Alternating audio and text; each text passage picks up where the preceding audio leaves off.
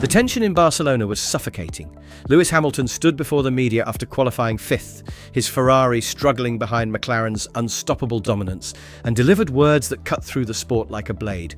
What a waste of money. His voice carried the weight of frustration that had been building for months. The FIA's grand technical directive, the one supposed to level the playing field, had just proved utterly meaningless. Oscar Piastri and Lando Norris had just locked out the front row, extending McLaren's stranglehold on the 2025 season with their third 1-2 finish. The regulatory storm that was meant to shake up Formula One had arrived with all the impact of a gentle breeze. But Hamilton's outburst was about to trigger something far more explosive than any technical directive ever could. Hamilton's words stung with brutal honesty. It's just wasted everyone's money. It changed nothing. Everyone's wings still bend. It's just half the bending. And everyone's had to make new wings and spend more money to make them. It doesn't make sense. But what Hamilton didn't know was that his public criticism had just painted a target on his back. Günther Steiner, the former Haas team principal who never held back his opinions, was listening, and he was furious. This wasn't just about money or regulations anymore. This was about respect, competence, and the twisted irony of what the complaining teams had actually accomplished. Behind the scenes, Steiner knew a devastating truth. The very teams that had pushed for these changes had accidentally handed McLaren an even bigger advantage. The hunters had become the hunted, and they didn't even realize it yet. When Steiner appeared on the Red Flags podcast, his response to Hamilton was swift and merciless. This flexi wing is the same for everyone. Lewis came out with the comment that all this money was wasted on doing this and stuff like this. There was no money wasted. But Steiner's real bombshell was yet to come. He revealed that McLaren had simply put an additional bracket on the wing so it doesn't bend as much anymore. A cheap fix that exposed just how little the regulation actually changed. While other teams scrambled and spent millions redesigning their entire aerodynamic packages, McLaren had solved the problem with what amounted to pocket change. The beautiful, devastating simplicity of it was almost insulting. But Steiner wasn't finished. His next revelation would expose the most painful truth of all. Part of it was the complaining of the other teams, Steiner continued, his voice dripping with contempt. They complained, but what did they gain? Nothing. They gave the McLaren more advantage. The words hit like a sledgehammer. Red Bull, Ferrari, and others had spent months lobbying the FIA, convinced they were striking a blow against McLaren's technical trickery. Instead, they had orchestrated their own downfall. Steiner's analysis cut even deeper. McLaren knows exactly what they need to do with the car. If they lose the flexi wing or the effect the flexi wing gives them, they go to the wind tunnel and try to replicate what they had to get the same balance on the car again. And maybe you cannot get 100% there, but you get 99.8% there. While their rivals stumbled in the dark, McLaren had turned a potential weakness into their greatest strength. The regulation that was supposed to cripple them had become their crowning achievement. The Spanish Grand Prix results told the story in brutal clarity.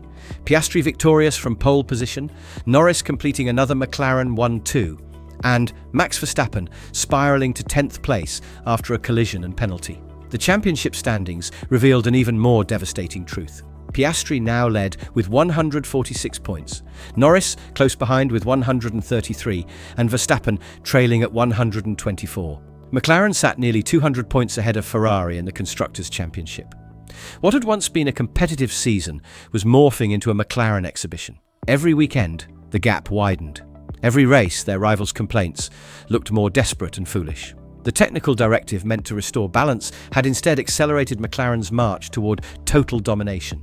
Hamilton's frustration boiled over completely. "We should be giving it to charity," he declared about the millions wasted on the wing changes.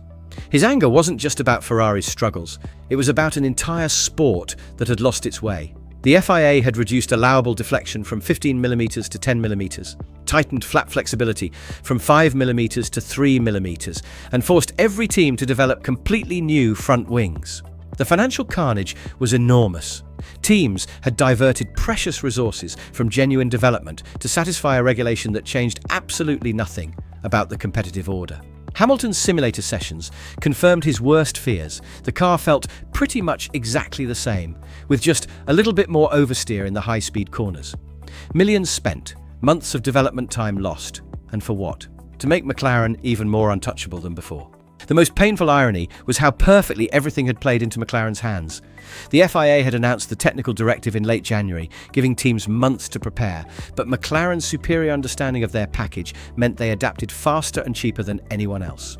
While Ferrari's technical director claimed they were prepared to bring a front-wing upgrade during the season, McLaren had already moved 3 steps ahead.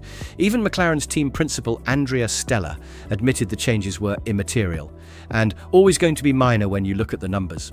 They knew the regulation wouldn't hurt them. They might have even welcomed it, knowing it would force their rivals to waste time and money chasing shadows. The complaining teams had played directly into McLaren's strategic masterpiece, and now they were paying the ultimate price, watching helplessly as the championship slipped away forever. As the dust settled in Barcelona, the full scope of the disaster became clear. McLaren had won 7 of the first 9 races. Their drivers controlled the championship fight between themselves. Their car remained the class of the field, despite, or perhaps because of, the technical directive aimed at stopping them. Hamilton's waste of money comment would be remembered not as criticism, but as prophecy. Steiner's brutal assessment would echo through every team meeting, every strategy session, every development briefing. The flexing wing controversy had become a masterclass in unintended consequences, where the pursuers strengthened their prey and the hunters became the hunted. The 2025 season wasn't just slipping away, it was being handed over on a silver platter, one ill-conceived regulation at a time. And in the end, McLaren didn't need flexible wings to dominate Formula One. They just needed their competitors to keep making the same catastrophic mistakes that had already cost them everything. In the ruthless world of Formula One, domination doesn't always come from speed. It comes from strategy, silence, and watching your rivals self-destruct. Lewis Hamilton spoke the truth the sport didn't want to hear. But by then, the damage was already done. Millions were burned, trust was shattered, and the balance of power tipped irreversibly in McLaren's favour. What was supposed to be a crackdown became a coronation. The flexi-wing saga didn't expose McLaren, it exposed everyone else. And as the rest of the paddock scrambles to catch up, one thing is now painfully clear. You can't win a war if you don't understand the battlefield. The question now isn't whether McLaren can be stopped, it's whether anyone in Formula One even knows how. If you thought this was wild, wait until you see what McLaren did next. Hit that like button if you're as stunned as Hamilton. Subscribe for more exclusive F1 breakdowns and let us know in the comments. Do you think the FIA handed McLaren the title on purpose, or are they just that much smarter? Either way, the 2025 season may already be over and we're just getting started. This is a test. If you made it this far into the video, you're a real one. Drop a Lewis44 in the comments so we know you're part of the hardcore F1 crew.